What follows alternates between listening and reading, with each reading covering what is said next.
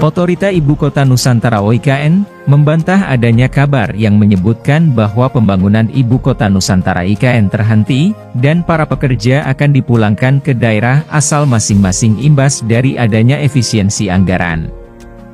Juru bicara OIKN sekaligus staf khusus Kepala OIKN Bidang Komunikasi Publik Troy Pantou menegaskan, bahwa program pembangunan IKN tetap berjalan sesuai dengan rencana yang telah ditetapkan. Program pembangunan IKN tahap 2, tahun 2025 hingga 2029, ditujukan untuk menyiapkan sarana dan prasarana, dengan target menjadikan Nusantara sebagai ibu kota politik Republik Indonesia pada 2028, kata Troy di Jakarta, Jumat.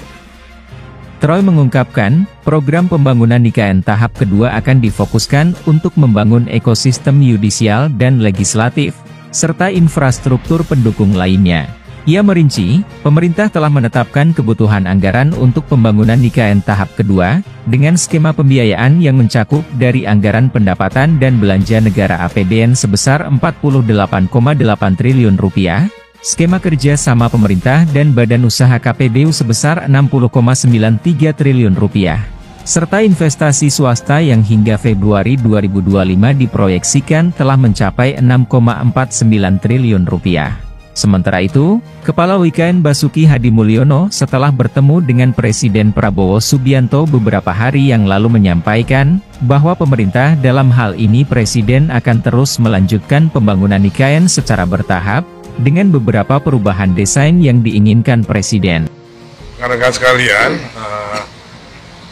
tadi memang setelah selesai yang direview desain itu yang direview adalah desainnya, desain bangunan legislatif yang terutama untuk sidang kabinet, sidang paripurnanya, dan sudah disetujui oleh Bapak Presiden bentuknya. Sekarang sedang mau difinalkan dan kami akan asistensi lagi pada beliau melalui Pak Menko. Kalau tentang anggaran, tadi juga kami sampaikan pada beliau. Kemudian ada Pak Mensesnek, dijawab bahwa itu agar segera disesuaikan. Tadi kalau saya salah disampaikan, karena Inpres nomor 1 itu dibuat sebelum ratas kemarin.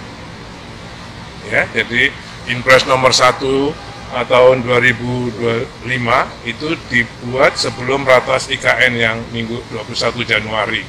Nah, jadi nanti kami akan sudah diminta untuk berkirim surat kepada Menteri Keuangan untuk menyesuaikan sesuai dengan yang disetujui oleh Bapak Presiden, 6,3 plus 8,1.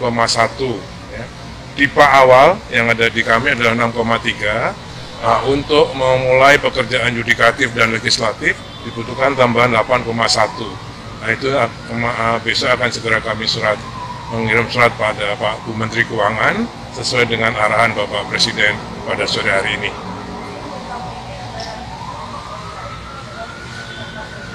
Iya, karena harus memulai ini tadi, yudikatif, legislatif, dan juga kawasan pendukungnya.